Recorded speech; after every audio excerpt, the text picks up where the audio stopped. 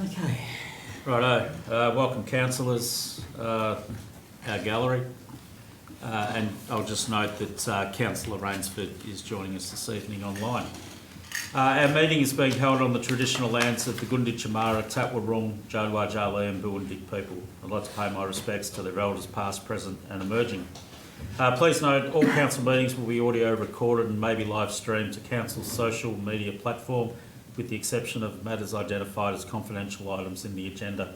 By participating in open council meetings, individuals consent to the use and disclosure of the information they share at the meeting, including any personal and or sensitive information. Other than an official council recording, no video or audio recording of proceedings of council meetings will be allowed without the permission of council. Item 3, the prayer. Councillor Campbell will lead the meeting in a prayer. Almighty God, grant to this council wisdom, understanding and sincerity of purpose for the good governments of this Shire. Amen. Amen. Item 4, there's no apologies. Item 5, confirmation of minutes. The recommendation is that the minutes of the council meeting held on 10 September 25 be confirmed as a correct record of business transacted. I could have a mover. Councillor Henry, seconder. Councillor Campbell. All those in favour? Carried. Item 6, there's no declaration of interest. Item 7, there's no leave of absence. Item 8, there's no questions on notice. Item 9, there are no public deputations. Item 10, there are no petitions. Item 11, informal meetings of councillors. Informal meeting of councillors record was kept for briefing session 3rd September 25, briefing session 10 September 25 and briefing session 24 September 25. That'll be recorded in the minutes. Item 12, management reports. Item 12.1, adoption of 2025-2029 council plan. Director Barber. Mr. CEO. Delegated that one. Director Barber has delegated this to myself, Mr. Mayor. Councillors, before you tonight is arguably the most important report you'll consider in your term of council, that being the adoption of the 2025 to 2029 council plan. Section 90 of the Local Government Act 2020 requires council to prepare and approve a council plan by the 31st of October in the year following a general election, noting that it takes effect from the 1st of July. The council plan is the key document that drives the strategic direction of council. The council plan outlines where council and the community aspire to be by 2029 and how the council will achieve these outcomes. The council plan must include the strategic objectives of the council, strategies for achieving the objectives and indicators for monitoring the achievement of these objectives. The draft plan identifies council's 5 fundamental priority areas for the next 4 years, which are social and community, business, economy and tourism, community infrastructure and assets, environment and leadership and governance. Under each theme, under each of these themes, councils and council staff, and most importantly our community, have identified strategies that will guide councillors and council staff over the next 4 years and developed performance measures to help monitor how well council is achieving the strategies and overall objectives. The plan has been built off the back of extensive community consultation, which has included community meetings in each of our schools and towns, as well as opening a pop-up shop in Grey Street. Hamilton. Councillors, I commend the report to you. The remover. Councillor Barber.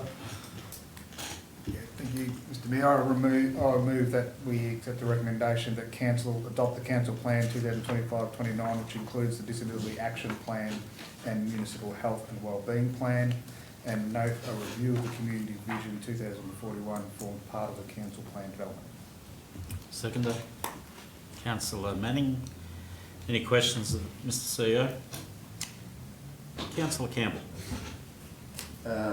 Yes, to the CEO, I've got key pillar environment. You've got 4.2 enhanced climate resilience, risk management reductions, emissions reductions, And then how we will measure it. Reduction in greenhouse gas emissions in council facilities.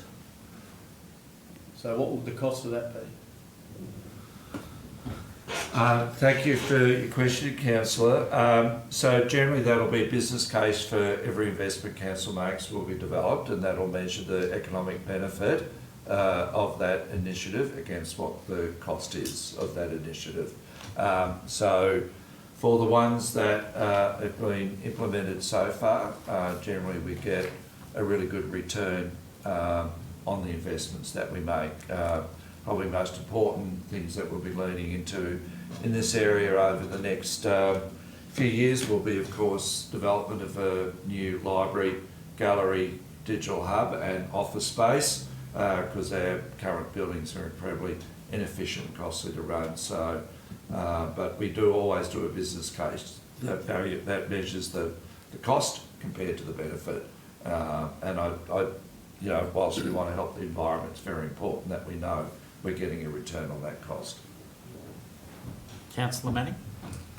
Yeah, I just had a question about the feedback on the draft plan. We've got the list of comments. Did we have the number of people who provided feedback? Couldn't see. Might have to take that one on notice, councillor. I don't have that with me, but we can provide it to councillors following the meeting. Any further questions? Councillor Barbie, you wish to speak to the motion? Yeah, thank you, Mr Mayor. Yeah, just briefly, I'd just like to first of all commend all the officers on all their work. It was great community engagement. I really enjoyed going out to the outlying towns and using a democracy system and catching up with everyone and hearing everyone's thoughts. We all got a strong point of view of what their main concerns were, and that'd be roads. But I think it outlines a great plan heading to the future for the next 4 years for our council, and yeah, I think it's a great plan. Look forward to putting it in action. Any discussion for? Councillor Manning? A few things to say, I'll keep it in time. Council plan, strategic documents legislated to include strategic objectives, strategies and indicators. Clearly from this, council's not just roads, rubbish and rates. It provides many services to build, enhance and support our community. I really enjoyed one comment in the feedback on the draft plan that referenced the picture of the rail bridge on page 17 of the draft document. And the comment was, Pillar 1, social and community, is really the steel beams that allow us to progress, so the train tracks.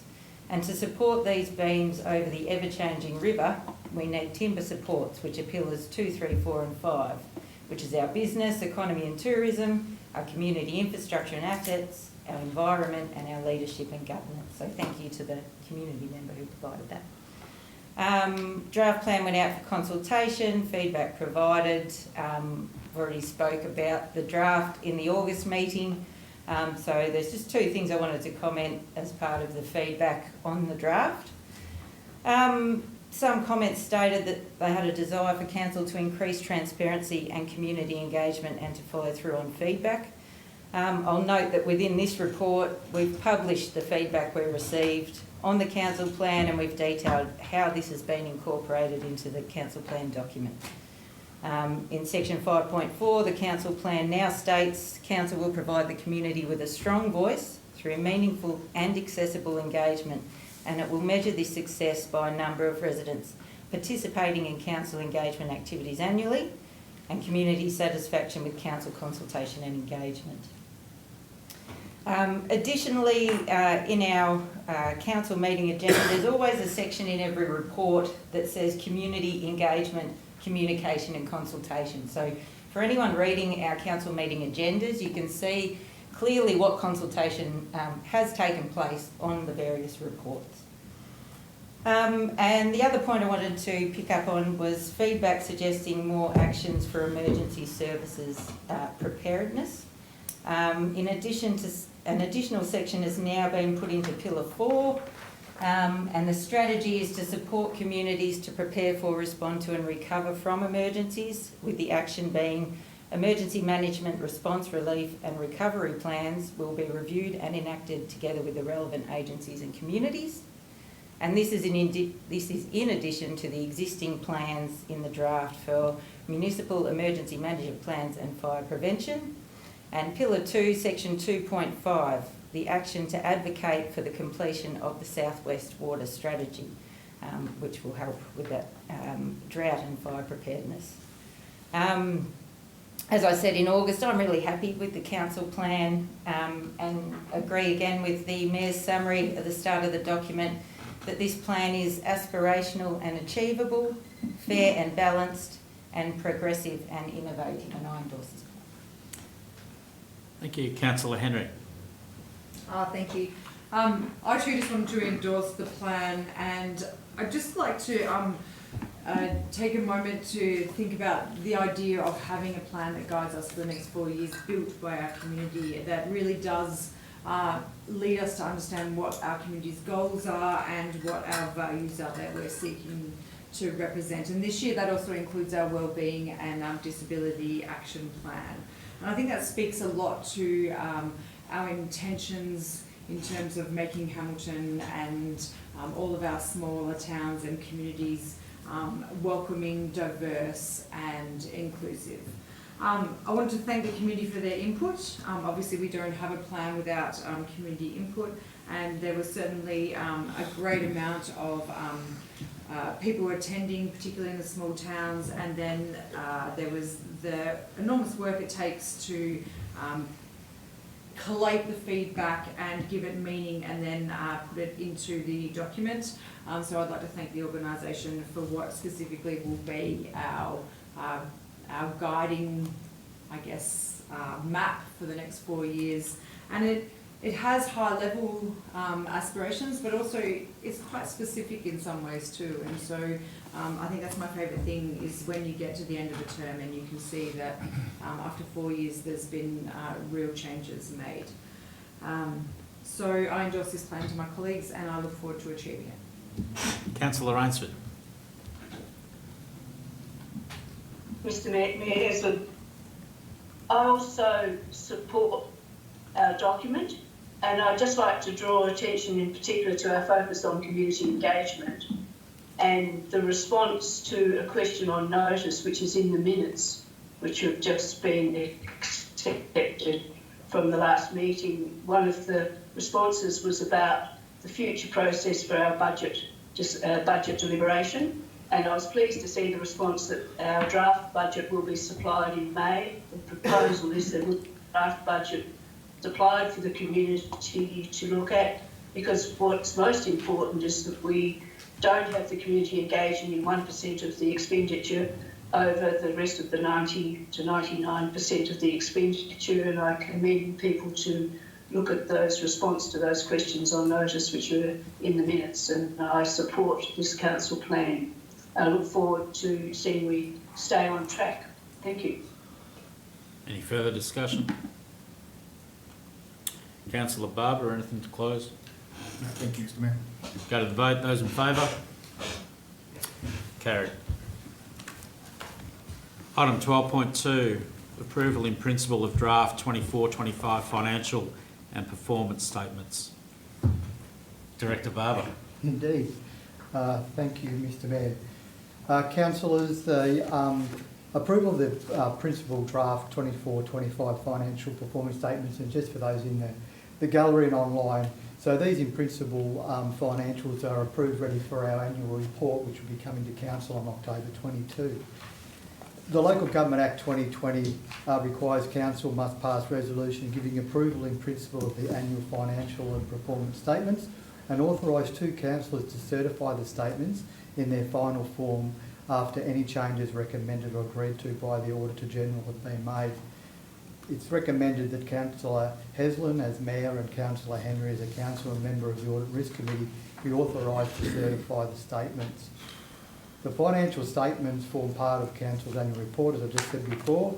The financial statements and performance statements are each prepared in accordance with the requirements of the Act and accounting principles. Draft statements have been audited by Crowe Audit Australia and presented to the Audit and Risk Committee on the 23rd of September 2025. However, at the time of completing this report, the Auditor General's Office had not finalised their review. Councillors, I can report to you tonight that they have now finalised the statements without any material changes at all, and they are now ready for signing. The management letter and closing report were also presented to the Audit and Risk Committee on the 23rd of September 2025. Councillors, through challenging market conditions and including increasing costs and operations within rate capping, Council's financial position continues to be sound and is demonstrated in the balance sheet. The total operating result for the year ended 30 June 2025 is a surplus of 3.665 million, made up of operating revenue of 58.661 million and expenditure of 55.001 million. It is important to note that the timing of the receipt of some of the major operating capital grants has impacted the bottom line of our comprehensive income statement. The most significant impact on the financial result was the timing of the financial assistance grant. The funding is to support Council's operations in the 25-26 year. However, a component of funding, approximately 5 million, was paid early by the federal government and received in the June year. With regard to the Council's balance sheet, liquidity is strong, with the working capital ratio of 1.55 to 1. The Council, and this means the Council has $1.55 of cash and current assets for every dollar of liabilities. Our unrestricted cash at 30 June was 4.7 million. Borrowing to the 30 June date was 6.762 million. Loans and borrowings compared to rates and loans and borrowing repayments compared to rates are 27.55% and 0.037% respectively. That's a big sentence, I might roll that back. So basically what they're saying is that our borrowings are 27.55% of our revenue, and our repayments are 0.37% of that, just to make that a bit clearer. The capital works achieved by Council for 24-25 was a total of 23.180 million. It should be noted that this is the largest capital delivery Southern Grampians has achieved, with the previous 5 years being 23-24 at 18.1 million, 22-23 at 10.7 million, 21-22 at 15.1 million, and 20-21 at 11.3 million. The 23.18 million of capital works undertaken in 24-25 is made up of the following categories: renewal of existing assets, 13.3 million, new assets, just over 3 million, and upgrade of existing assets at 6.7 million. Council, the recommendation is before you for your consideration. The remover, Councillor Calvano. As written, Mr Mayor, that Council, etc. Seconder, Councillor Campbell. Any questions of Director Barber? Councillor Henry. Thank you, Director Barber. I noted that there'd been a 3.67% increase in expenses, and that 1% of that is accounted for by depreciation. But my understanding is that that depreciation has also can be reasoned that our data on our assets is much more accurate. Am I correct in my assumption? Councillor, thank you for your question. You've been listening intently in Audit and Risk, and that is completely correct. So we've revalued our assets, they're much more accurate, and that results in that small increase. Correct. Councillor Manning. Yep. Just in terms of the capital works, can you explain the difference between renewal of existing assets and upgrade of existing assets, please? I can. Somebody? But Director, would you like to answer? Continue on. No, I'm more than happy to answer. I have every confidence you could answer the question. Councillor Manning, if I can put it simply, renewal is retaining the same level of service, so it's not providing anything new. Upgrade is bringing something new and that can be improved amenity, it can be addressing compliance or access, but it's bringing something new to the works. Thank you. Councillor Campbell. Director Barber, employee cost increased 3.5%. Does that include contractors on top of that? Or it includes as a whole? That's employees only, contractors. So contractors would go on top of that? That's correct. Is there a, do we have a bit of a, you probably need that on notice, but in terms of the cost of contractors? I don't have that, but I can get that for you on those. Okay, thank you. Councillor Manning. Yes, I think this is to Director. Could you please provide just a basic overview? This is of how our budget and our finances are audited over the process of a year. Is there, you know, how often Audit and Risk Committee get reports on financials and just the overview? Yeah, Please. sure. I might start with the Audit and Risk Committee first, Councillor. So the Audit and Risk Committee 4 to 5 times per year, and at each one of those meetings there will be the quarterly financial statements and a report on our progress there as well. The Audit and Risk Committee also has our external auditor at each of those meetings as well, and will meet with the Audit and Risk Committee, and also meets with the Audit and Risk Committee in camera without officers in there. So the councillors and independent members have freedom to ask any questions that they will. So it's quite rigorous. Sorry, the second part. And then this process is additional to that. Yeah, and so there's an interim audit each year for a start that just gives us an understanding of where we're going, and then the full audit is then completed after the end of the financial year. And as you can see through that process, that's audited by the Auditor General's Office, by a external consultant which they appoint, and then it goes back to them for their review, and as I mentioned in the pre-address, that's been approved now by the Auditor General, the auditors I should say, ready to be completed and put within our annual report. I think the final tranche to that the community would be interested in, annual report is then presented to the Minister. Okay. So that then full cycle goes through, so the Minister sees how our council is performing. And that's every year? That's every year, yeah. Thank you. Councillor Calvano. I've noticed that the material cost services have cost of now has gone up a little as 0.566 per year has increased to 3.66%. Is this due to hourly rates and material costs going up, etc.? Materials. Thanks, Councillor, for your question. There's probably a couple of things in there. There's a couple of anomalies in there that we don't have every year. Things like asset valuations that I just spoke about before. Of course, in this particular budget and financial period, we went through an election. So all the election costs are in there. And then there was some storm betterment works that we've done as well that were sitting in there. So there was a few anomalies, but pretty much to budget otherwise than that. Of course, taking into account that things are still increasing in cost, so we're still dealing with the inflation of expenses, but overall it's been pretty good. Thank you. Thank you, Mr. Van. Any further questions? Councillor Calvano, you wish to speak to the motion? No, thank you, Mr. Mayor. Councillor Henry. I'd just like to say a big thank you to the finance team. They do this every year, and you know there's a timing and urgency to this, and it's rigorous, and there's many eyes upon them. And I really like sitting on the Audit and Risk Committee, and this report offers no surprise. Actually, it offers one surprise.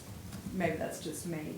That we as a council have such a strong position and we operate in surplus in what are essentially difficult times, and that we, and I think our organisation is to be congratulated that we've delivered, you know, an enormous amount of capital works, the most ever, and still come in a really strong financial position. So I think that's to certainly be noted and applauded. And I think the fact that there are no material changes from the Auditor General's office speaks really highly to the calibre of our finance team. Any further discussion? Councillor Calvano, anything to close? I just want to comment, it's a comment only, Mr Mayor, that all of this has got to do with funding. The Melville Oval project, Cox Street, etc., with funding, big expenditure capital works done, it's got to do with external funding. Thank you, Mr Mayor. Go to a vote. Those in favour? Carried. Item 12.3, Community Asset Committees, Annual Reports 2024-2025. Director Barber. Thank you, Mr Mayor. Councillors, before you is the Asset Committee's annual reports for 24-25. It's a requirement under section 47(6) of the Local Government Act that the Chief Executive Officer submit an annual report to Council in relation to the activities and performance of Community Asset Committees in respect to of which members have been given a delegation. Community Asset Committees are established by Council and operate under an instrument of delegation and terms of reference to manage assets within the municipality. Council has 6 Community Asset Committees, and each of these committees are required to submit the following at the end of the financial year to ensure compliance with governance and probity standards are being met. So what the H Committee submits to its councillors is the financial information for audit, an annual report detailing activities and performance of the committee, and the minutes of the meetings. In accordance with section 47(6) of the Act, the following Community Asset Committee annual reports are attached for tabling for 24-25, which is Cavendish Hall Committee, Conongatong Hall Committee, Coleraine Sports Ground Committee, Marine Hall Committee, Carapook Hall Committee, and Coleraine Mechanics Hall Committee. The report provides a brief overview and summary of the committee's activities throughout the year. Council, I didn't jot those all down, but it's great reading. All the, there's small things, but that collective of small things makes a big difference in each of the communities that I've just read out, and happy for you to expand on that. Councillors, the recommendation is before you, including endorsement of the members for the Community Asset Committees for the next 12 months. Mover, Councillor Calvano. Thank you, as written. Disappointed. I am really happy that's just as written. I'm not going to read 2 pages out. Second to Councillor Campbell. Any questions of Director Barber? Councillor Henry. This is in no way reflective of what we have here, which is a representative of some extraordinary volunteers. But sometimes in years we've had committees or delegated committees that haven't been able to meet the requirements of reporting. Do we not have any this year? Thanks for your question, Councillor Henry, and a very good question. No, it's one of the first times I've seen that we've had every committee actually report, which has been terrific. Fantastic. Councillor Rainsford. Thank you, Chair. My question is, has the Glenn Thompson community been offered the opportunity in a committee of management as an asset committee of management for the Glenn Thompson pool? Because that does include covering insurance. And I take it, my other part of the question is that it would appear that there's committee of managements of these halls, but they would actually think that they are their halls to book at different times, aren't they? They can manage the bookings and manage when they have their halls open. They don't have to refer to council all the time. So there's 2 questions there. Has Glenn Thompson been offered the opportunity, the Glenn Thompson pool? And secondly, having a committee of management doesn't preclude them from actually making bookings at various times, and the insurance is covered. Thanks for your question, Councillor Rainsford. I'll answer the second part of the question, and I'll refer to Director Neeson for the information around the Glenn Thompson pool. Yeah, but you are quite right. The committees are managing their assets, so they manage the bookings and look after that for their community, which is a great advantage to the community because they've got that local connection. Thank you, through Mr Mayor. So just for councillors, back in January you were provided with an options paper around a section 65 committee for the Glenn Thompson swimming pool. where there was some consultation done with the group as well too. And my understanding, just following up on some notes from there, that was not an option they were looking to do, because it did mean they were linked into working with a variety of council policies, including things like charging of fees, etc., to swimming pools. So it was not a preferred option. I know we've got that report coming later in the night that does talk about an agreement with council and the community, so I can probably talk further about that then. Any further questions? Councillor Calvano, you wish to speak to the motion? I'd just like to thank all of the volunteers that volunteered to be in the asset reports, community assets. It's all the volunteers. Thank you, Chairman. Discussion 4. Councillor Barber.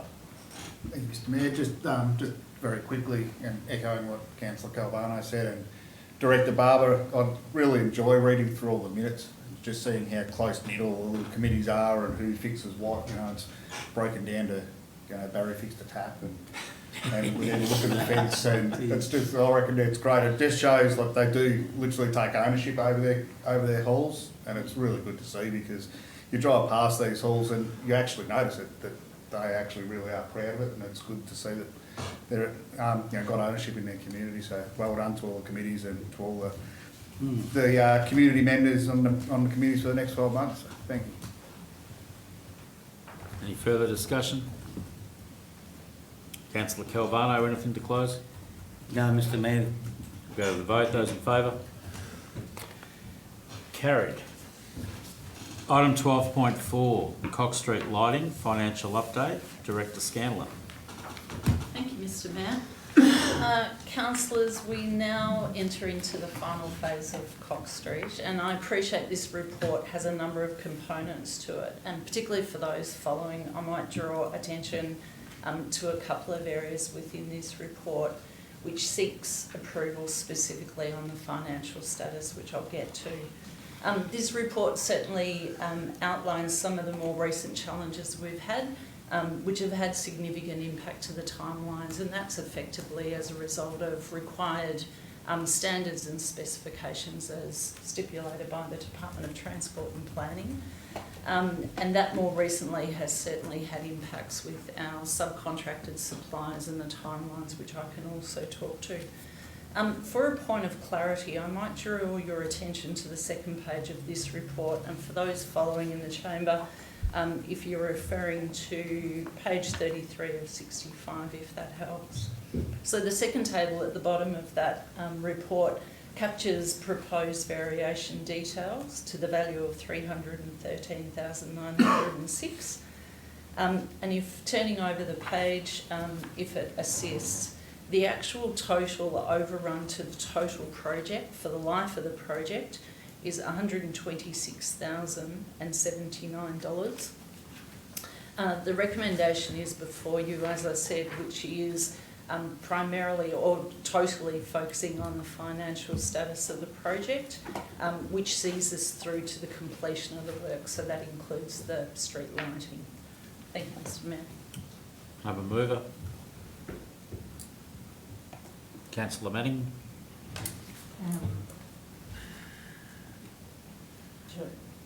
I move that Council Number 1 note the additional variations under Contract 1521 Cox Street redevelopment approved by the Contract Superintendent to the value of $40,000 and $40,091.03 excluding GST. Number 2, approve the variation amount of $313,906.63 excluding GST to Contract 1521 Cox Street redevelopment. Number 3, note the budget overspend of $96,000 and $96,079.76 excluding GST, which results from the contract variations and other project expenditure relating to the Cox Street redevelopment. Number 4, approve $30,000 excluding GST contingency for the Cox Street redevelopment project. And number 5, authorise the CEO to approve the expenditure on the $30,000 excluding GST contingency as required. Seconder, Councillor Barber. Any questions of Director Scanlon? Councillor Henry. So essentially, we're talking about finishing off a project that it's only the lighting remains. Director, I was just wondering, could you detail why there is this overrun of the budget on lighting, given that this is, quite a long-term project? What has been the hold-up? Why did we choose solar? What has been the barriers to getting this completed that have made this project more complex? Thank you, Mr. Mayor. Councillor Henry, primarily it's around the specification of the lighting, which is in accordance with Department of Transport and Planning requirements, which is all around road safety. So the original design was in accordance with the standards, which was really the most inefficient for that area, but the most costly. Council officers then gave that a lot of further consideration, together with our commitment to sustainability, and put an initiative forward to the department to say, would they consider solar lighting, which is actually currently not supported within their policy position and their standard specifications. That was considered by the Department of Transport and Planning, and that took considerable time to consider that. It didn't result in policy change. As at this stage, Department of Transport have entered into a council agreement which holds us to account in terms of responsibilities for 15 years. We are hoping that this initiative actually results in policy change. We think it's the way of the future, and certainly makes that sort of approach a lot more accessible for other local government authorities. Can I have a Yeah, Councillor Henry. So, given that the Labor government has fairly strong renewable targets, you're telling me, I'm just clarifying, that the Department of Transport does no policy for dealing with transport-related lights. How long did it take them to consider this? And so I just want to clarify again, there's still no policy for solar lights for the state? Through you, Mr. Mayor, that is correct. In terms of the second part of your question, it was approximately 12 months from us proposing that through to final approval. Councillor Campbell. Director Scullion. Question, solar lights, but then they also, is it true that the Department of Transport said that we had to have a specific light pole, which we tried to say no to, but they made sure that we had to go down that path. Is that correct? Through you, Mr. Mayor, that is correct, Councillor Campbell. So again, it's all around road safety. So there is a high impact light specification, and there's what's called a slipped method. The high impact is the cheaper of the two, and that's where we'll be heading in the future. But again, it was around meeting the specifications, and that method, the pole method, has come more recently to light. Councillor Barber. Thank you, Mr. Mayor. Director Scanlon, just can I just have an assurance that the Shire won't close Cox Street in either direction while these works are being undertaken? Through you, Mr. Mayor again. Thank you, Councillor Barber, for your question. That is correct. So in our discussion, even up until this week, with the proposed subcontractor for these works, we will be maintaining the northbound laneway. The works happening in the southbound, we will be doing a rolling program. So effectively, the works will progress in a south direction, and there will be isolated traffic management arrangements. So there will still be continued flows, but there will be localised arrangements. There will be continued northbound traffic allowed. Councillor Calvano. For the sake of the community, Mr. Mayor, how much has Cox Street cost us, and a breakdown of that? Through you, Mr. Mayor. Sorry to ask No, this, but that's fine, Councillor Calvando, and I appreciate the question. Not exactly answering your question, but in the for the report, community, yeah.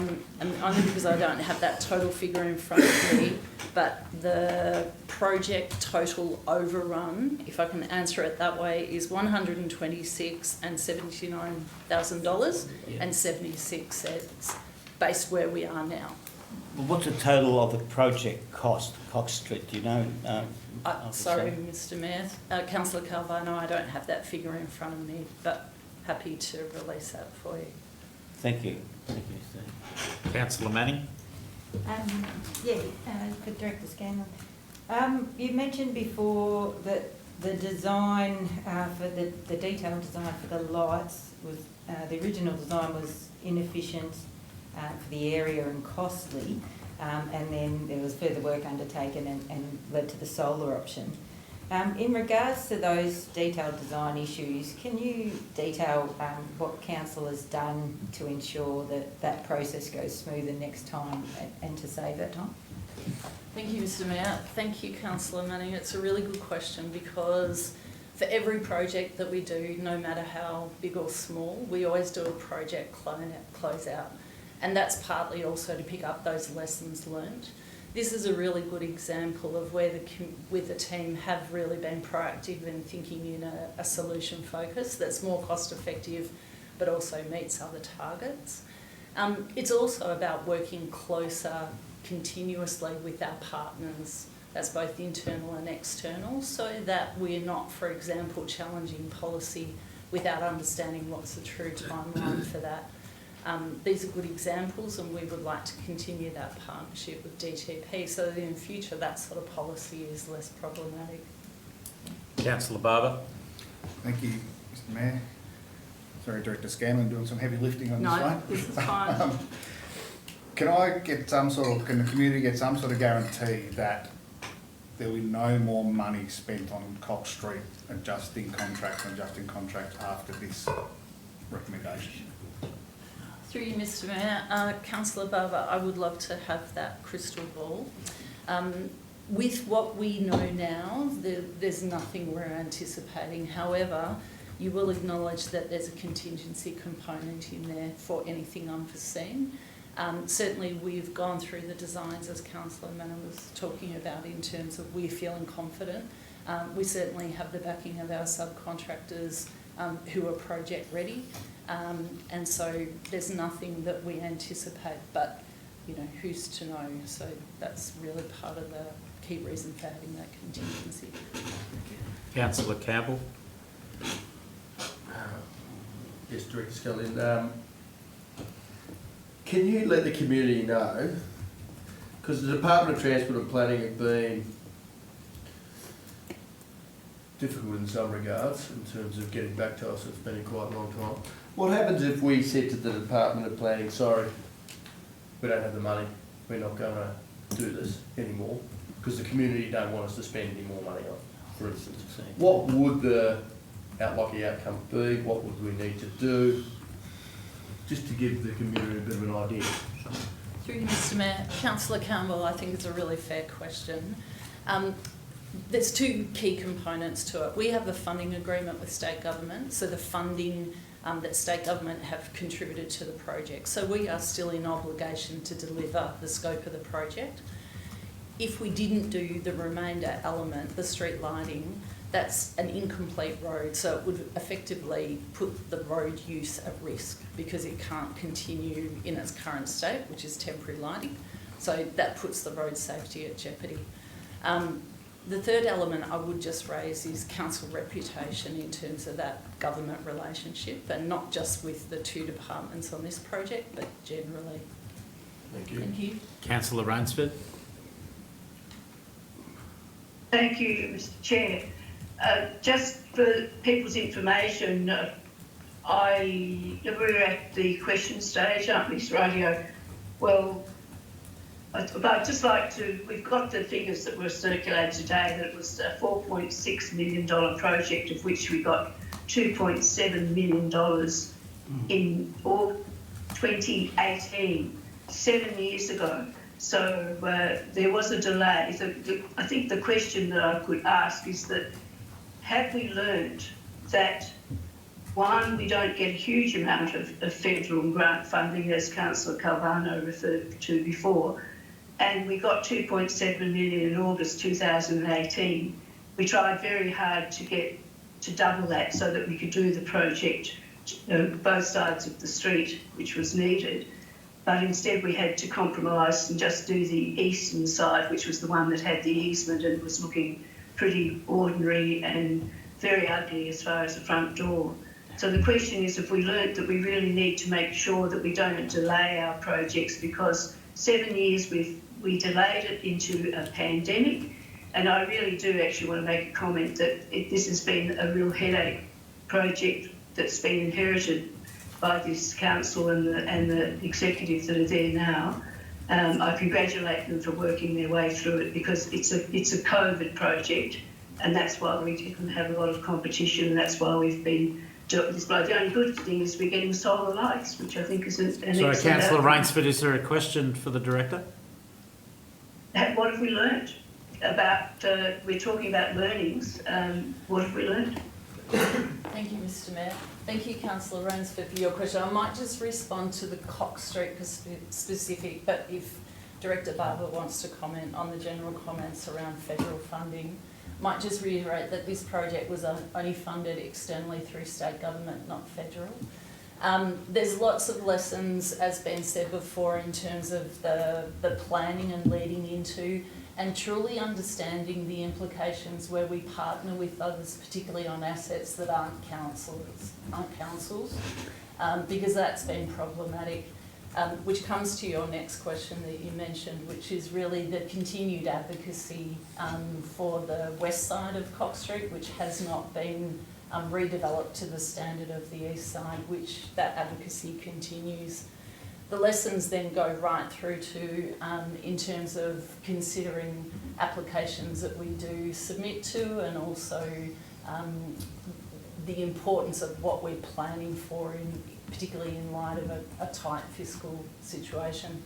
Director Barber, whether you want to add comments to that one. Just got promoted. Councillor Rainsford, I might ask you to repeat your question around the funding, please. It's about learnings as far as getting funding in 2018, and it was funding, I'm aware of that, and what have we learned about how we manage it. For example, we actually had a reference group, 8 years ago, 9 years ago, we had a reference group working with the businesses along Cox Street, and that reference group was stopped, and we didn't have any way to come. Yeah, Councillor Rainsford, if you could just address the question from Director Barber in relation to numbers, that'd be good. Well, delaying projects 7 years, there's an inflation, and it was a COVID project, and the learnings about getting things done. Thank you. Councillor, first I'd say my tenure hasn't been when we did Cox Street and what was set up at that particular time. But I suppose what I could reflect for council and for people listening today and in the gallery is, even this morning we had a project governance group meeting with RDV and the key stakeholders for our RPP funding for the design of our major projects. So there's a very clear governance structure in place. That committee includes traditional owners representation, it includes members of or stakeholders that will be involved in the community hub going forward. That's the structure we're putting in place for all our major projects and most projects now, that there is a control group in place and there is that governance function. And I'm sure Director Scanlon will be able to back up as well, and Director Neeson, very similar process in play when we were building Melville Oval as well, where there was regular meetings to ensure, most importantly, that we're meeting the instalment amounts that are required for each of the funding agreements to ensure our reputation is intact with the funders, so that they know that they can trust council with the money and it will be spent wisely, on time and on budget. Councillor Calvano. Thank you, Mr Mayor. Mark, Director, the eastern side, or the Mitre 10 side, let's call it the Mitre 10 side of the road, is incomplete, hasn't been touched, but the other side is finished. Please explain to the community, the Department of Transport, we're advocating strongly to the Department of Transport, I understand that. But as a project of both Department of Transport roads, but it's not complete. Could you explain to the community why it's not complete? Thank you, Mr Mayor. Thank you, Councillor Calvano. In the early stages of the project, Council, together with the department at the time, made the decision to de-scope the project. So if I can say, the current project team, when we came on board, it was always only for the east side of Cox Street. As you've articulated, this council continues to advocate to the Department of Transport and Planning for them to include funding within their future budgets to actually complete the west side. But it hasn't been in their budgets, and there isn't any indication that it's in their future budgets at this stage. So therefore, it'll be incomplete until funds from the Department of Transport or allocated funds from the Shire for us to complete Cox Street. Is that correct? Through you, Mr Mayor, that's correct, Councillor. Thank you. Thank you, Mr Mayor. Any further questions? Councillor Manning, you wish to speak to the motion?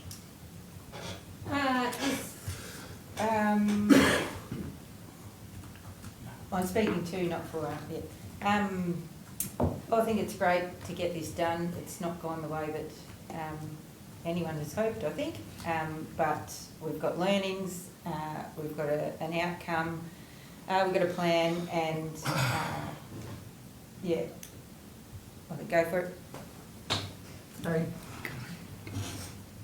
Further discussion? Councillor Campbell. Yeah. Okay. I think we're in a rock and a hard place. This is the reality. I think there'll be members of the community that have had a gutful of it. They won't want the money spent. But the reality is we're damned if we do, we're damned if we don't. So as Director Scullion said, we would have to keep lights up there which will be unsafe. We would have a bad reputation, the DTP. So I'm for it in terms of just trying to move forward, realise that we've got a lot of learnings out of it, realise that it has been a real bane throughout the community. And me personally, as a councillor, I understand what the community feels about it. But I think if we don't do anything about it, it'll be a worse outcome. So I think we just progress forward and cop our medicine and learn. Thank you. Any further discussion? Councillor Manning, anything to close? These additional costs have arisen because of design issues on our part and delays on behalf of Vic Roads, the Department of Transport. I'm satisfied we've made appropriate changes to council practices and ensure it won't happen again, as we've heard from Director Barber and Director Scanlon. I'd like to advocate to Vic Roads to shorten their time frames. A year to get back to us about a light is a big hold up, and I think that can be improved. Overall, the project needs to be finished, so let's finish it and move on. Thanks. Go to a vote. Those in favour? Carried. Sorry, I'll backtrack one there. Those against? Can't hear you. So, yep, Thank you. carried. What's your vote? What's your vote? For item 12.5, child supervision policy for outdoor aquatic facilities. Director Neeson. Thank you, and through Mr Mayor, I'd like to present this report on the policy for the child supervision at our outdoor swimming pools. So this policy is proposed to be enacted at all of the council's outdoor aquatic facilities as part of, I suppose, one of our planned phase out of the watch around the water that we currently have at all of our aquatic facilities. So the watch around the water accreditation will still remain at our indoor swimming pool until such a time as a similar policy would be endorsed relating to that indoor facility. So the reason for this change is to enable increased control for our lifeguards and council employees at our seasonal pools.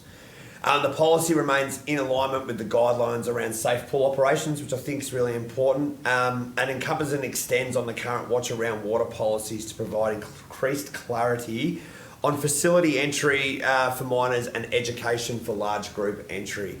The implementation of the policy also does provide some small cost savings for council as well too. So council, a recommendation has been brought before you for your consideration. Mover, Councillor Henry. I move that the council adopt the child supervision policy for outdoor aquatic facilities with the following amendment with respect to entry into outdoor aquatic facilities in the policy being changed to children 11 years and under will not be permitted entry without an appropriate parent guardian who is prepared to supervise. Seconder, Councillor Barber. Questions of Director Nason? Councillor Henry. I understand that the motion is different to what was written in the agenda. Could you just detail the thinking behind or what the changes were and why we've reduced it from 16 to 11 particularly, which I think is a good move. Thank you, Teresa Mayor. Obviously we've been working through this policy to try and provide safety for our staff is a really important thing, and we have had some isolated incidents at some of our outdoor pools, and we do have some of our outdoor pools where we only have a singular lifeguard actually working at it. So that was one of the drivers for why we've decided to change the policy. But I think it's a really good question from you around why we've reduced the age. So in some discussions, we've probably thought that bringing it to the high school age or 12 and over is a really smart decision, because we do run a lot of activities at some of our pools, whether that is the pool parties that are really popular done by our youth program, or even other different initiatives that we want to see allowed to occur. Now, what we don't want to see is someone that's 15 years old having to have their parents there when they are a safe swimmer. Now, I just want to add that we still have lifeguards working, so there's still supervision, but it's just that we're not requiring parents to be there as part of that. So that's why bringing that number back to the under 11 or 12 and above, sitting at that high school age, I think it's a really smart move, that it still provides the safety for our staff, which was one of the reasons why we were changing this, but not inhibiting people being able to attend some of the events we run in our pools. Further questions? Councillor Henry, you wish to speak to the motion? Nothing. Any further discussion? Go to a vote. Those in favour? Carried. Item 12.6, endorsement of memorandum and understanding between South West Victoria Alliance. Director Barber. Thank you, Mr Mayor. Councillors, before you is a report to endorse a memorandum of understanding for the South West Victoria Alliance. This report seeks the endorsement to enter into a 3-year memorandum of understanding with the South West Victoria Alliance, SWVA. The SWVA is an incorporated association comprising Grampians Shire Council, Glenelg Shire Council, Mine Shire Council, Southern Grampians Shire Council and Warrnambool City Council. The Alliance provides a collective voice to South West Victoria and fosters initiatives that deliver better regional outcomes across economic, social and environmental domains. The proposed MOU will formalise Council's ongoing membership, governance arrangements and financial contributions to SWVA until October 2028. Key benefits of the membership include strong advocacy voice acting collectively ensures regional priorities such as childcare, housing, drought response, water security, road funding, renewable energy and transport are more likely to gain traction with state and federal governments. Regional coordination, the Alliance provides a forum for identifying shared opportunities and challenges that are across municipal boundaries. Leverage of funding, WVA is positioned to attract external funding, often beyond the reach of individual councils, by demonstrating broad regional impact. Leadership and influence, Council has direct representatives on the SWVA committee via a councillor, currently the Mayor, and the Chief Executive Officer, shaping the advocacy agenda. The MOU establishes governance funding arrangements and reporting obligations. Member councils are required to make an annual contribution determined by the SWVA committee, yet subject to council's annual budget process to support core operations. Councillors, there's just one little anomaly I want to correct and will be corrected as part of the minutes. You'll note under the risk section it makes a reference to Corangamite. That should be Southern Grampians. Given that this is a report that's going to each one of these councils to endorse this particular MOU, Corangamite were kind enough to share their report with all councils. That just wasn't changed as we put the report together. Councillors, the recommendation is before you for your consideration. Councillor Rainsford, you're looking to move the motion? I'm happy to put the motion as written, thank you. Seconder, Councillor Manning. Questions of Director Barber? Councillor Barber. Thank you, Mr Mayor. Director Barber, just for clarification, do the other shires involved in the SWVA pay the same amount of money that we are looking at funding? Do you know? Thanks for your question, Councillor Barber. Yes, that is correct. I should add that, and as you would have seen in the MOU, the fees are established by the committee each February, which gives us then plenty of time to be able to budget that into the next financial year. Councillor Henry. Director, could you just detail for me some of the advocacy work that this regional group has done in the past and seeks to do in the future? We might tag team on this one, Yeah. Councillor Henry, if you don't mind. Yep. Because I would like to make the comment that I had the privilege of representing council about 12 months ago in the CEO's absence at the South West Alliance forum down at Spring Street, and that brought together key businesses right across all our region to present in front of ministers on that day. And the benefit that we saw out of that, not only of the region being highlighted at that level, but also the ability for all those businesses to intermingle in a forum that they wouldn't normally do, was of great benefit. So that's one experience that I've had, but I'm sure the CEO might like to talk about other advocacy items, including what we're prioritising for our council. Thank you. Through you, Mr Mayor. Thanks for your question, Councillor. So just referring to the forum that Director Barber was talking about, this year's forum is actually next week.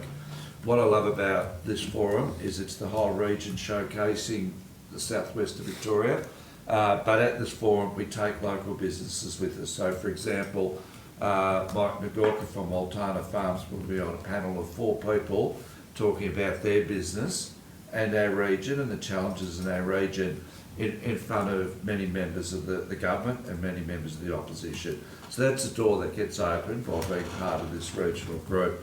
But there's a lot of other work that the group does to support our advocacy. One example would be we've just completed a study into grain freight transport routes, and that data is something that we will use, all councils can use individually, but also collectively in their advocacy going forward. What that data shows is, even though I haven't seen the final report yet, is that the Henty Highway carries an immense amount of traffic taking grain to the port, which is really important data for us. But we write a lot of letters, we invite ministers, bureaucrats to regularly meet with the group. We are really, through our secretariat, which is the Addenda Group, they keep us really in touch with the government's thinking around policy, funding, etc. So really worthwhile for us, and a good thing to be part of because of the impact the advocacy has. Councillor Calvano. I was just reading here, for the community's sake, it's cost us $35,000 a year to be a member of the Southwest Victoria Alliance group. Is there any other alliance or any other membership that we pay more than $35,000 to you, Mr Mayor, or CEO? Or, I mean, 5,000 or 6,000 I can take. $35,000 to be a member of a group is a little bit overboard, I find. Councillor, our council belongs to a number of groups. It does. Some of those don't cost us anything, some do. Just off the top of my head, without having a list in front of me, I would suggest that Grampians Tourism is probably the most expensive group that we belong to, which would be, I think it's $75,000. You will be aware that we've done a lot of work over the last few years culling and cutting back memberships where we don't think that they add value to our organisation. We've probably, I'd say, cut that list in half without having the numbers in front of me. I think South West Victorian Alliance, 35,000 undoubtedly is a lot of money, but we recommend to council that it is money well spent. It's money that we think provides strong dividends, and I can just give you one example. For any of the large grant programs to apply to those, the project, so let's use the New Hamilton Gallery for example, when we apply to the Regional Precinct and Partnership Program grant program to fund that building, we will have to confirm that that project is a regional priority, and through the South West Alliance, our gallery is a regional priority. So it really gives us weight when we're working with government. Councillor Campbell. Thank you. Yeah, I'll just probably follow on in terms of I do have a question. In terms of Director Alba, 35,000 a year we spent. We don't need to spend 35,000 a year for someone to tell us up in Melbourne that we have hay trucks and grain trucks going along the Henty Highway and wrecking the road. We can all work that out ourselves quite quickly. And obviously we're a part of this, as the CEO has just told us, really, from an advocacy point of view, to get big projects up. How do we go with these guys when we have a yarn to them or a chat to them about roads funding for this area? Do you feel like they advocate well enough for that? Is that a No, it's, you know what Do you want me to answer? yeah, I'll probably refer to the CEO, only because the CEO sits on the committee council that's all right. and he can Yeah, provide the discussion. Yeah, it's an interesting point around road funding. You'd have to suggest that all our advocacy has been highly inadequate when you look at the state of the state government's roads. But we continue to push hard on it, and it is one of the pillars of the South West Alliance is to talk to government about roads. It's extremely frustrating. It's hard to even get out of the state government what their maintenance program is for the year, let alone any upgrades, etc. I mentioned the grain freight supply route. That data is what drives good advocacy. We all know that these roads carry a lot of trucks, but it's being able to say to the government, it's this many a day and this is the damage it's doing.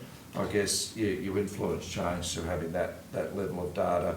I don't think I can adequately answer your question because you only need to go outside the door and drive down any of our highways and you see how poor a condition they are. Did note when I was driving back from Melbourne last week on the Glenelg Highway, it was so bumpy, my watch kept beeping, telling me I had a new step goal I'd achieved because it thought I was actually walking. But yeah, it is, all I can assure you is this is one of the pillars and we push really hard. I suppose I'll just, with spending that money, you still feel as though this organisation is really pushing hard in that area. You're happy with that? Yes, yes, I am. Thank you. Councillor Manning. You answered one of my questions in that, so that's great. You might have to take this on notice, but just going back to Councillor Calvano's question, do you know what we pay for, do we pay a membership for the MAB and Rural Councils Victoria? Yes. Do you know how much they cost in comparison? Yeah, I roughly do. Yeah. Council, I think the Rural Council Victoria is about $5,000. Please note I said about that in front of it. And the MAV I think is about $58,000. Okay. If the directors want to correct me, but I'm pretty sure that's. I'd have to come back. Yeah. I think pretty sure that is in the ballpark. Yeah, okay, thank you. Councillor Rainsford. The Mayor, Chair, I'm happy to motion and not have to, when you're ready for it. Sorry. Sorry, Breaking up a bit. breaking up, Katrina. I'm happy to speak to the motion when you call end of questions. Thank you. Any further questions? Councillor Rainsford to speak to the motion. Thank you, Chair. I think that now is the time to invest very heavily in your lobby groups. We've got a state election next year, very much a state organisation. In my experience as a councillor, we've had lots of different models of networks, and they are as good as you use them and utilise them, just like anything. And I'm very interested in the fact that they have council memberships, but they also have associate members, and they can have organisations that can be invited to be part of the South West Victorian Alliance. And I think there's a real opportunity there to utilise our other links with, for example, Railway Trade Alliance, that does a lot of work on getting those trucks off the road onto our freight lines, railway lines. And I actually think that there's a real opportunity there to utilise one organisation to help the efficiencies with another organisation. And Councillor Calvano would remember that we actually got $1 million of funding for the Adventure Playground as a priority from this regional group. They backed that, and we got that dollars, and that was a really amazing grant at the time, and it's been very well received. So I just commend councillors to it, and I encourage the mayors and the leaders of the day to actually utilise these organisations and expand their influence by having associate membership. Thank you. Any discussion for? Councillor Manning. Yeah, I'm happy to endorse this. I've only been councillor for almost a year, but we've got MAV, we've got Rural Councils Victoria, and then we've got the South West Alliance, which is so specific to our regions. And in conferences and councillor days that I've gone to, it's well respected, and having that extra avenue of local lobbying and advocacy is really important. So I'm happy to stay with this. Any further discussion? Councillor Rainsford, anything to close? I think there's enough discussion. Thank you very much. Go to a vote. Those in favour? Carried. Item 12.7, Glenn Thompson Pool, options paper. Director Neeson. Thank you, and through Mr Mayor, I'd like to present this report on the Glenn Thompson swimming pool. So this report responds to a notice of motion from the April council meeting and outlines a proposal that has been developed in consultation between the Glenn Thompson Pool Committee and council officers around the reopening of the Glenn Thompson swimming pool.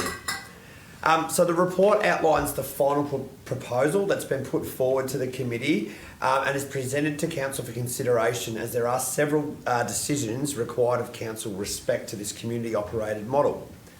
As part of the reopening of the pool, the model proposes to see the pool land leased to the Glenn Thompson Pool Committee.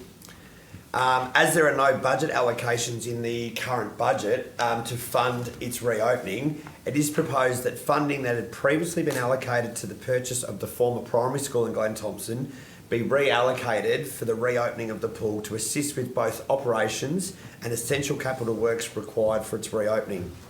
I think it is important to note, however, that all future capital works that are listed as part of this report would still need future council decisions as part of its annual budget process before they could proceed. So as part of the model, council and the committee have been working to and agreed to various responsibilities as part of the reopening. So council has committed to helping the committee in year one with re-establishing operations, and that includes things such as water quality monitoring, minor plant works, training of lifeguards, the purchasing of equipment needed at the pool, as well as the development of various policies and procedures required to make sure it is operated in a safe manner. Council has also committed to complete a variety of essential capital works that would enable that reopening for the 25-26 season. From year two onwards, under the proposed model, the community would take a larger role in the operations and be responsible for the contribution of at least 1/3 of works to help fund what we have detailed in that report. However, as I did mention, that would still be subject to a council budget process. As part of the recommendation, it should also be noted that there are a variety of steps that do need to be completed by the Swimming Pool Committee before council will commence any of the spending of capital works required for this year or even operational things needed for the reopening. I should also just make sure it's noted that other than what is listed in this report, the operation of the Glen Thompson Pool would be the responsibility of the committee. So should this model not proceed or succeed, then it would be understood that officers would not step in to operate the pool. Finally, and I'd just like to thank all of the officers, especially members in my team, the executive, and then also the community for working together on this. And I know it has taken a little bit of time and there's been a lot of discussions that have been led by councillors, but I think it's really great that we can see council working with the community on an agreement that's been presented tonight for consideration. And while at times it hasn't always been easy, the willingness of both the community members and officers to work together for this proposal I think should really be celebrated. So councillors, a recommendation has been brought before you for your consideration. Mover, Councillor Manning. I'll read out the whole lot because there's detail. Sorry. That Council 1 received this report as a response to the notice of motion from Councillor Jane Manning at the April 2025 Council meeting. Number 2, that Council lease the pool to the Glen Thompson Pool Committee Incorporated using the operation model detailed in the report. 3, that Council make budget allocation for 2025-26 of approximately $120,000 to reopen the pool through reallocation of the money carried forward for the purchase of the former Glen Thompson Primary School. Number 4, that Council require that prior to Council commencing any capital works or expenditure on the proposal, that the Glen Thompson Pool Committee provide the following detail to Council. A, confirmation of public liability insurance to the value of $20 million. B, confirmation of the elected officer bearers of the Glen Thompson Pool Committee members who will be entering into a lease agreement with Council. C, provide detail of governance and operating arrangements of the committee. D, detail be provided to Council confirming accredited lifeguards appointed to work at the Glen Thompson Pool. And E, signed 1-year lease agreement in place with a 2-year option extension. Number 5, that Council note that should the Glen Thompson Pool Committee fail to meet the conditions regarding this the community model, then the previous Council resolution from 10 April 2024 stands. Seconder. Councillor Calvano. Questions of Director Neeson? Councillor Calvano. Director Neeson, I've rented a few houses in my time, as you know. I just want to ask the question, it made it my business, my own personal business, to actually insure the property for liability and whatever may cause and the asset that I gain, such as a house. The question I ask is, why isn't the Shire not insuring its asset and liability for anyone who gets hurt? Thank you. Thank you, Mr. Mayor. So as part of the ongoing discussions with the group, it was agreed that would be something that the community group would fund because they would actually be taking on that ongoing, I suppose, responsibility of the operation. So I think it was agreed that it would be fair that it is sitting with the group that's actually going to be in charge of running the operations. And Councillor Manning could probably add more detail of some of the discussions that have been had between the group as well too that I haven't been a part of. Councillor Rainsford.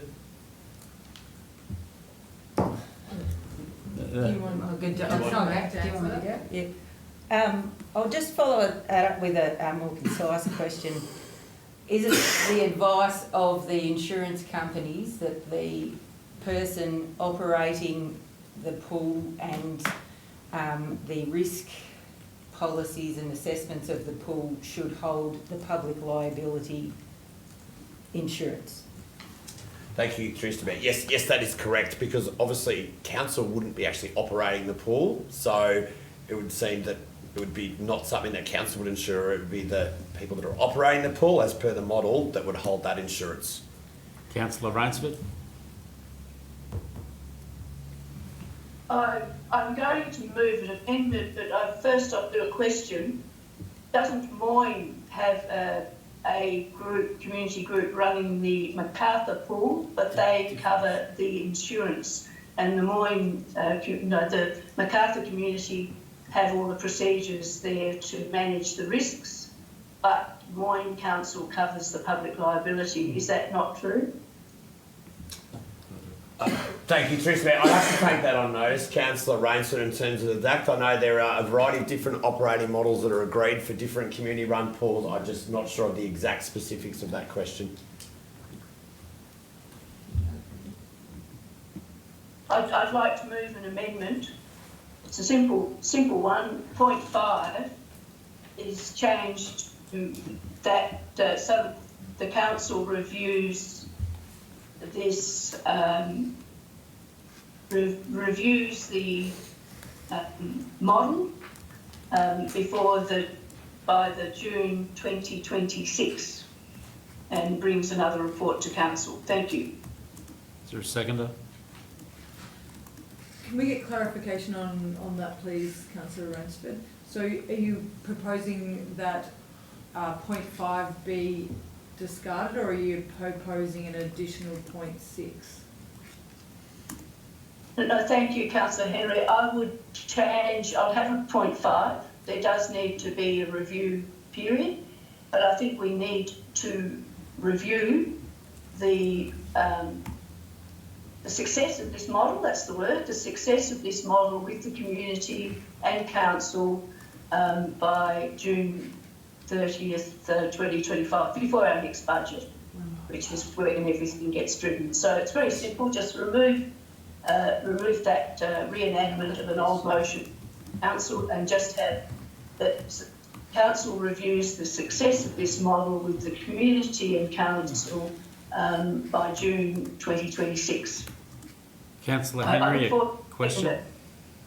Oh, I just had a question on that. Wouldn't that be a natural part of course in terms of evaluating the communities, evaluating the organisation, and the organisation evaluating the community in terms of how it's working together?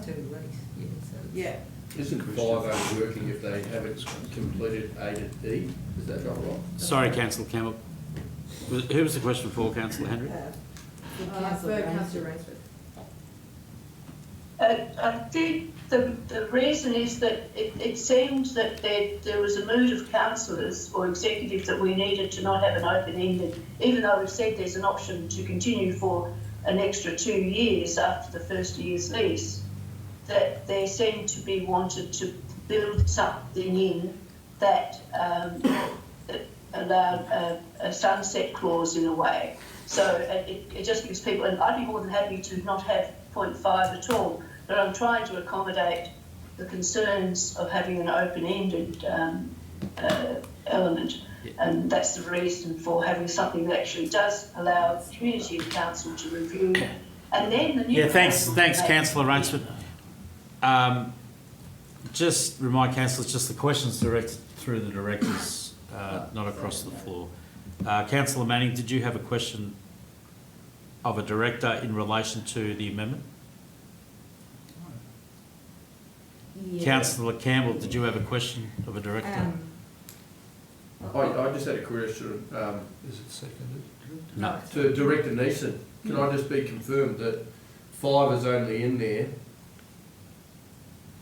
if the Glen Thompson Pool Committee don't achieve A to E, is that correct? Correct. Thank you, Teresa Mayor. Yes, that is correct. Thank you. Do we have a seconder for the proposed amendment from Councillor Rainsford? No, it's left. Any further questions of directors in relation to the original motion moved by Councillor Manning? Councillor Manning. Yeah, thank you. Director Neeson, it's a hard thing to answer, but what are the chances that these capital works can be achieved to open the pool in December this year? Thank you, Teresa Mayor. Noting that the essential capital works for year one, in terms of the proposed dollar value, are not hugely prohibitive in terms of timing. They're not going to have to go through, I'll say, as an extensive procurement. So we need, as Councillor Campbell's just pointed out, once those A to E is completed, there is the ability to get moving reasonably quickly. I can't give you timeframes, obviously, because it depends on contractor availability and all those types of things, but they're not of the major nature that we've maybe seen with other works we've done at pools that do take quite some time. Okay, thanks. Any further questions? Councillor Manning, you wish to speak to the motion? Yeah, I would also like to thank council officers and community for all their work on this. It's been since December, a lot of time and effort's gone into it because it's been very important to the community that this is given a good go, and that's what we're asking for here, is that the community has a go of running this pool with help from council. I respect the initial decision to close the pool for the factors that it was closed. This proposal addresses a few of those factors, seeks to reduce the cost for council. It seeks to open the pool in a way that the community can run it in the hours that they see fit so that it can get maximum usage, because we want maximum usage out of our community assets, and it really builds on community social capital to run this. So, yeah, recommendation, discussion, please. Councillor Campbell. Oh, I just want to say, Councillor Manning, amazing effort what you've done. Like, to bring a community together, to really drive it. I know Councillor Rainsford also. But, oh, sorry, Mr. Barber. You're on too many things, so I forget, I apologise. But look, this is an opportunity. This is a model that in future years could be used throughout the rest of the Shire. But there's a caveat there where in terms of they have to tick some boxes in order to move forward. But we did sit here at the start of the year and said that we need to give small communities a go, but they also need to come together and show us that they can work well together. And I believe that this is a watershed moment for this town. So I'm really hoping that Glenn Thompson can go about their business, pull together and tick these boxes and show us that that's how communities work together. Thank you. Councillor Rainsford. Thank you. Look, this is a compromise proposal, but it keeps the pool going. It gives the community an opportunity, and I do believe that that they can make a good go of this pool. I'm concerned about the multi-$1,000 public liability policy that is going to be. They won't say the figure because that would compromise the commercial agreement, but it's going to be a lot more than council can fund. I do think there has been information provided on the Moy model, which is operating really well. And but look, it's the best we can do right now, and so I will be voting for it. But I'll also be working to ensure that we do consider to have a serious consideration about a community asset management committee. This is not over. If you're talking about models for future community, and we need to heat that pool. The reason why pools aren't used very much is they're not heated. And I don't think any of the other pools will be giving up their heating, and Penshurst isn't heated, and that was the other one that was a lower attendance, but I think Penshurst got a strong community and they'll look after their pool too. So, there's been a lot of work done, but I just remind people that this community did do a budget submission, and none of us were aware that we weren't going to have an opportunity to have that seriously considered. And if there is a delay... Yeah, Councillor Rainsford, yeah, I'll stop you there. Point of order. you want me to say what the point of order is? Yeah, Councillor Hansford. Misinformation, there was a budget submission made outside of the protocols of how you make a budget submission. Councillor Rainsford, do you have anything further to add that's in support of the motion? The point of you are allowing a debate, Mr. Mayor. Can you please qualify what do you support the point of order based on the debating the issue, or what is the point of order? Yeah, Councillor Rainsford, I'll just ask you to draw your discussion to the motion that's in front of us. Well, the motion and the discussion was about whether this pool will be able to be ready for this season, and that there has been work done by the community to put in a budget submission, and that we weren't aware that budget submissions weren't going to be considered other than by January. Thank you. Councillor Manning? Yeah, I think point of order is misinformation about the budget submission process, and you're speaking for all of us you're saying that we all weren't aware that this wasn't the budget submission process. I don't think that's true. No. Anyway.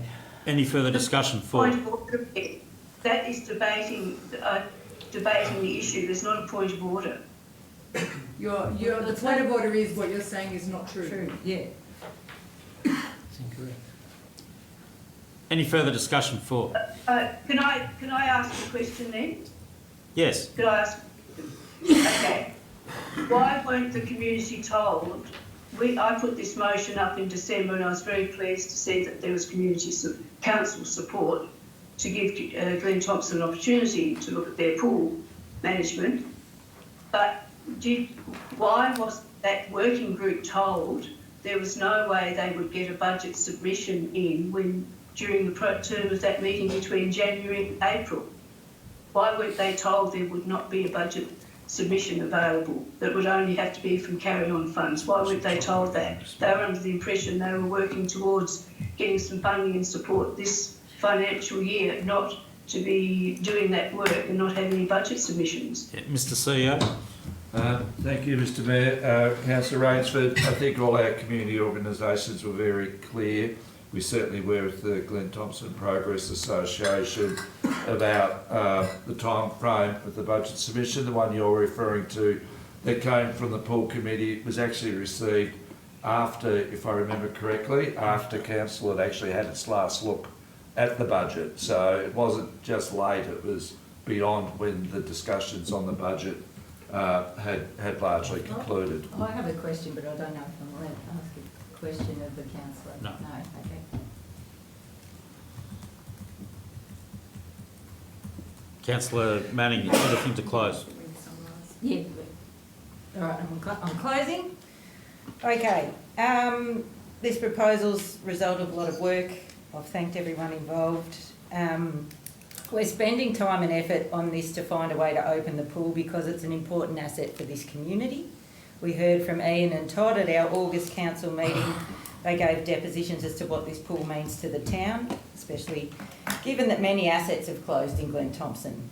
We've had letters and submissions from Jenny Rankin about the community's love and need for the pool.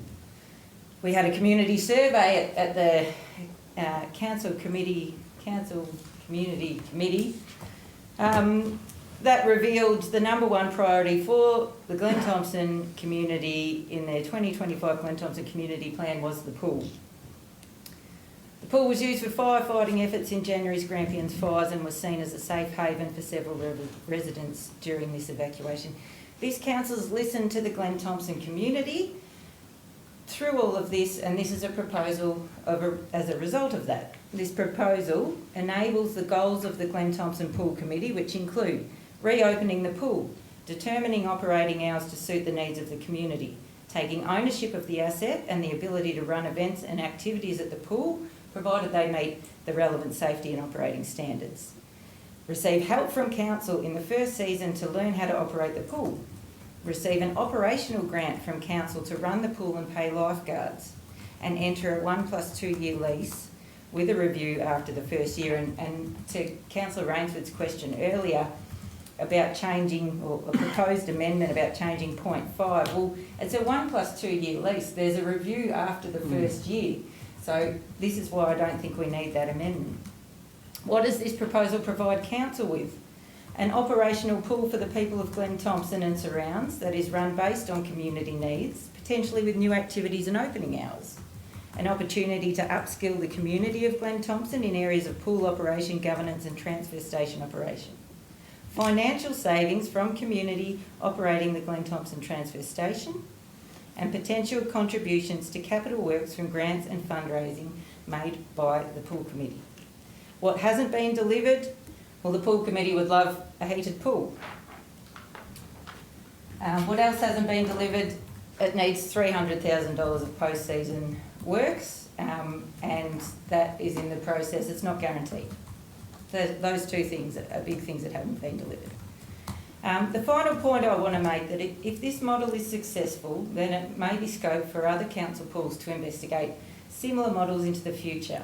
This year, council will spend $1.8 million on its pools just to keep them safe and operational. This doesn't allow for other things that might improve the experience of the pools for our residents, such as canteens, community-led events, additional exercise classes or early morning swimming.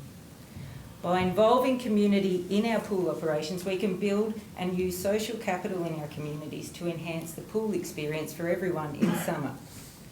And I'll finish again by thanking everyone who's put time and effort, because there has been a lot of time and effort, and it's hugely appreciated, and I think it's a great thing.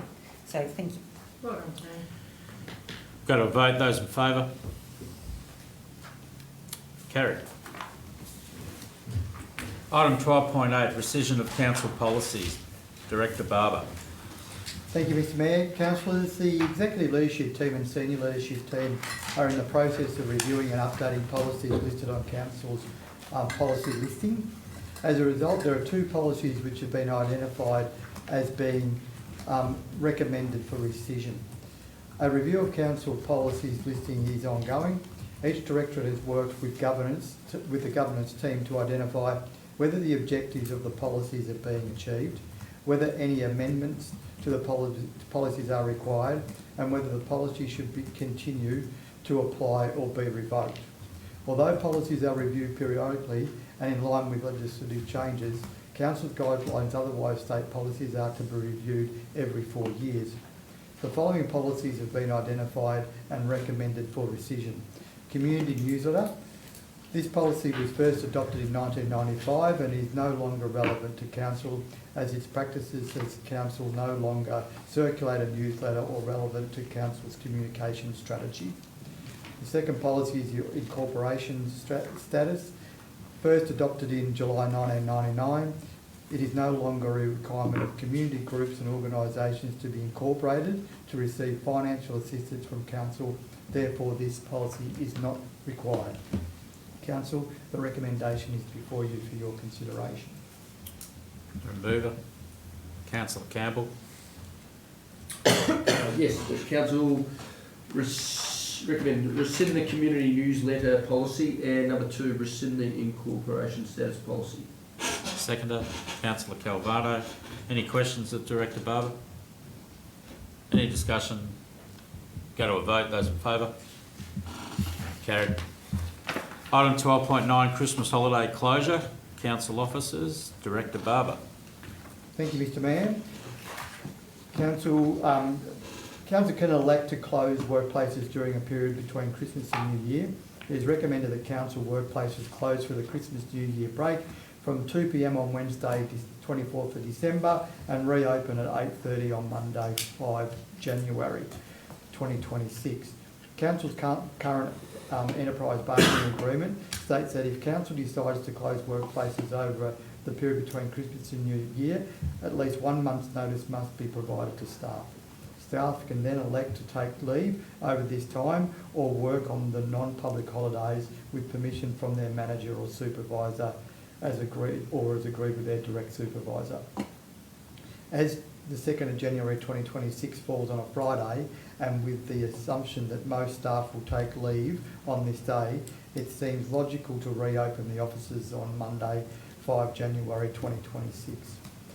The office closure supports utilising leave staff entitlements to minimise our outstanding staff leave balances. This reduces Council's leave liability and supports wellbeing. As council is aware, some services will continue to operate during the Christmas New Year period. Days of operation and times will be advertised through traditional media and social media closer to the time. Council, the recommendation is before you for your consideration. Mover, councillor Calvano. I'll read it out. It's right, Kev, I'll read it out this time, Mr Mayor. Yeah, let's go. Don't strain yourself. You take yourself. The council notes the Christmas holiday closure of council's offices from 2 p.m. on Wednesday the 24th of December 2025 and reopen at 8:30 a.m. on Monday the 5th of January 2026. Quick, I'll get the towel. I read it out this time, Well Mr Mayor. done. Seconder, councillor Barber. Any questions of Director Barber? Councillor Henry. Could you just detail for me, given the horrific fire season that we had last summer, what happens in regard to closures in an emergency situation? Thanks for your question, Councillor Henry.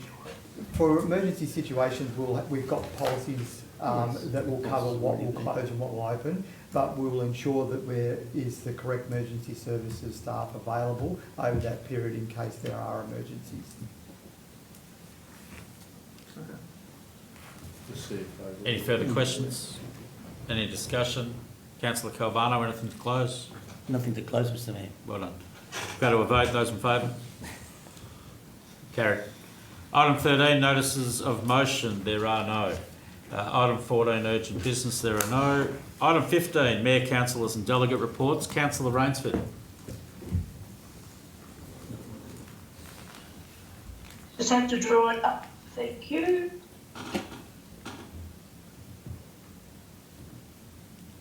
Right. Okay. I hope you can hear me okay. September, I was interested to see there was an Are You OK Day, I think was promoted in the community by the council. September the 12th, GWM Water Stakeholders Workshop at Horsham. I attended with community members Chris Vale and Brian Ball, my husband, from Cavendish to make representation on improving the Wannon River water flow and environment.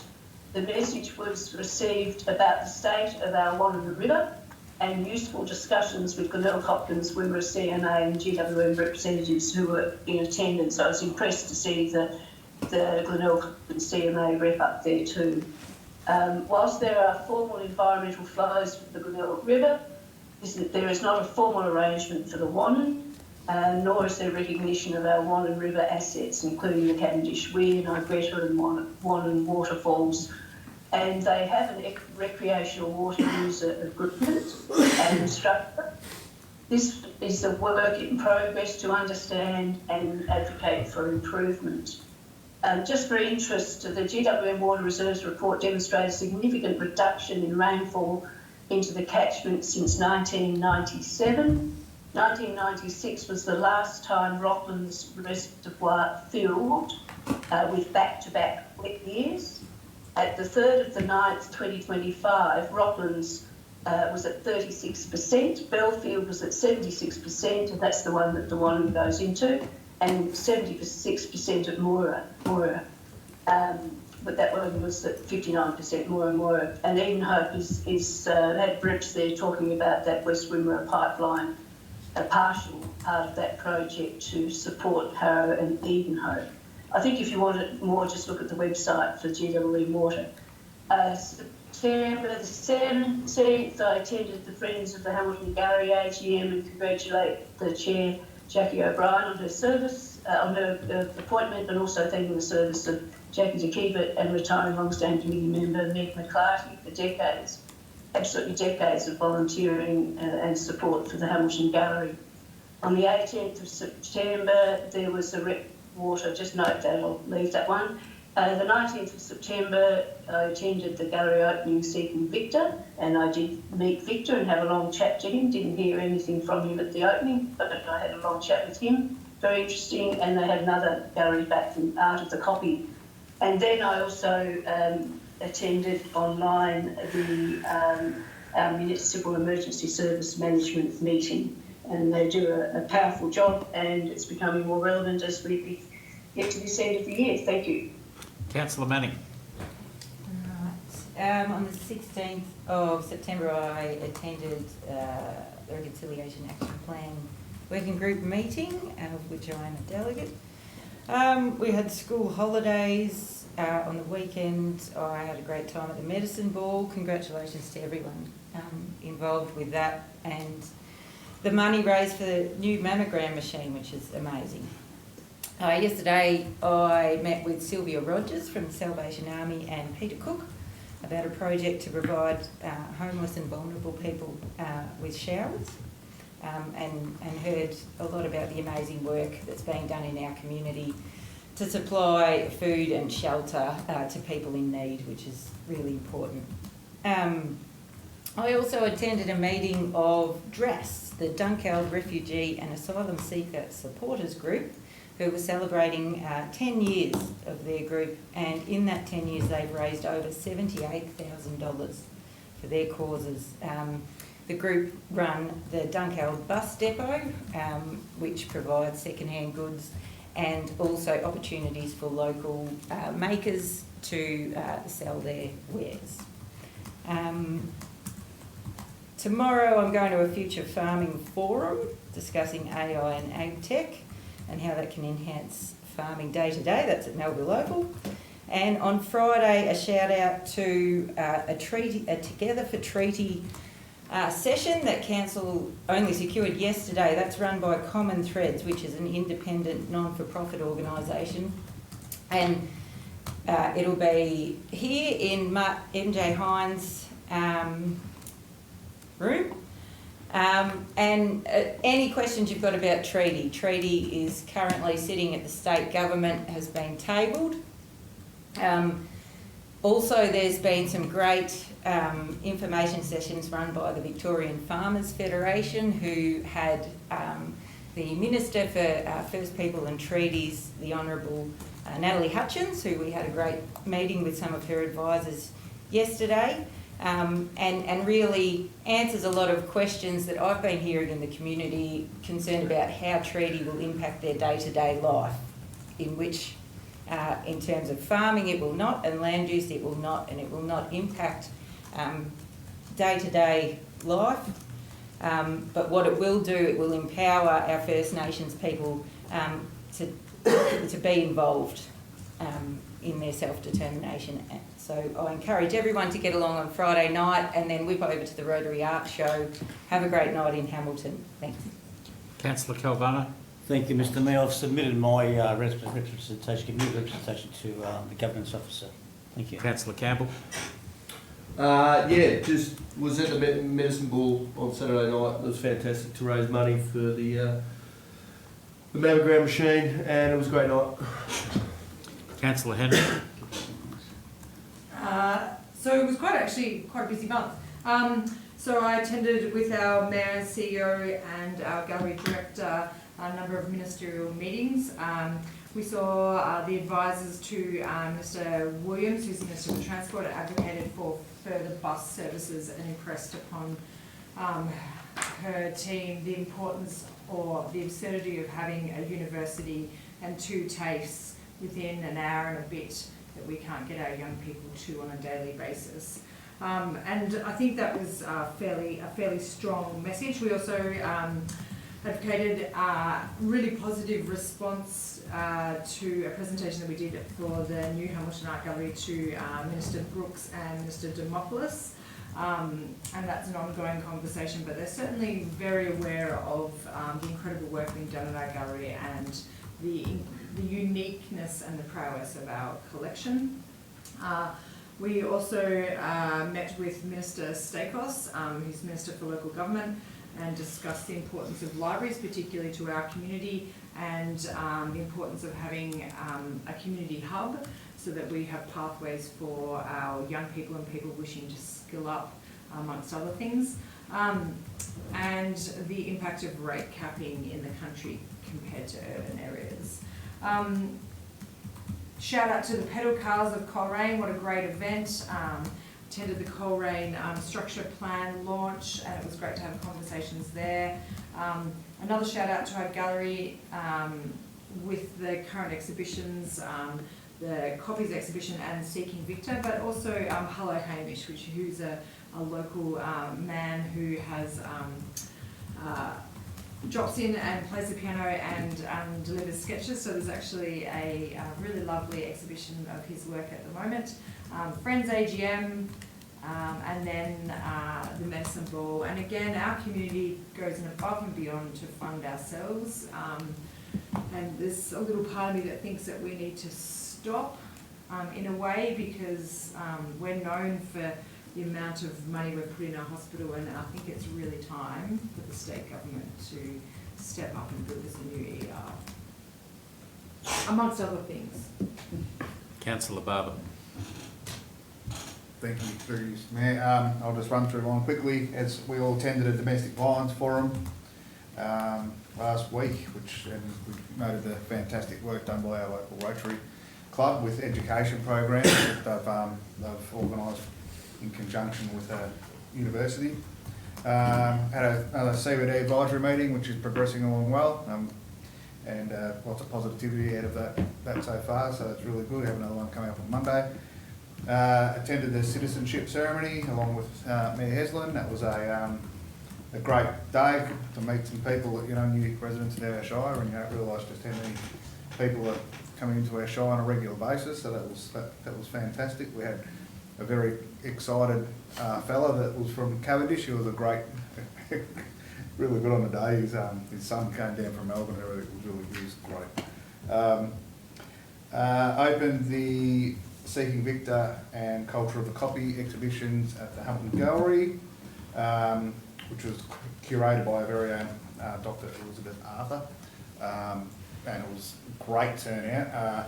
A lot of support, interestingly, talking to some of the gallery staff from Warrnambool, because Victor has ties with Warrnambool, so there's actually a lot of people that came from Warrnambool, so that was just a bit more of us rubbing their nose in. Their gallery's better than yours.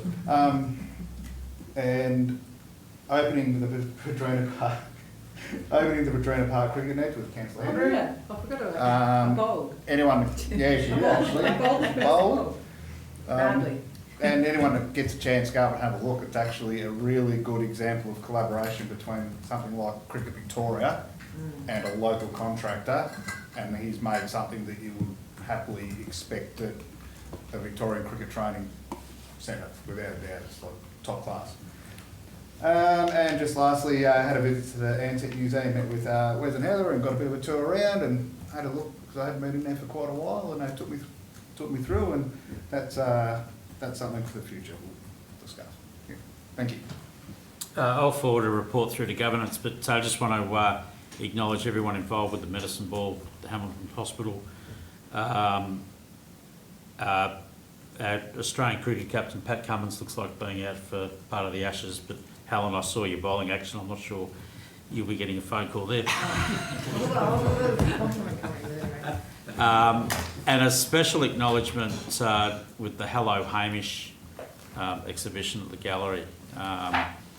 The staff at the gallery there that helped put that together really do deserve a special mention. It was a fantastic display of the humanity that exists within our community, so well done there. Item 16, confidential reports. Item 16.1, CEO performance review, remuneration and KPIs. The recommendation is that item 16.1, the CEO performance review, remuneration and KPIs be considered in closed council as specified in section 66(2)(a) and referenced in section 3(1). Confidential information F, personal information being information which, if released, would result in the unreasonable disclosure of information about any person or their personal affairs. If I could have a move, please. Councillor Henry, seconder. Councillor Manning, go to vote. All those in favour? Carried. Yeah, you got that. Yeah. I thank those in the gallery for attending this evening. For those that have tuned in online, we'll see you again next month. Thank you. Thank you. Thanks very much. Thank you. Very much. Good man. Thanks, guys. See you later.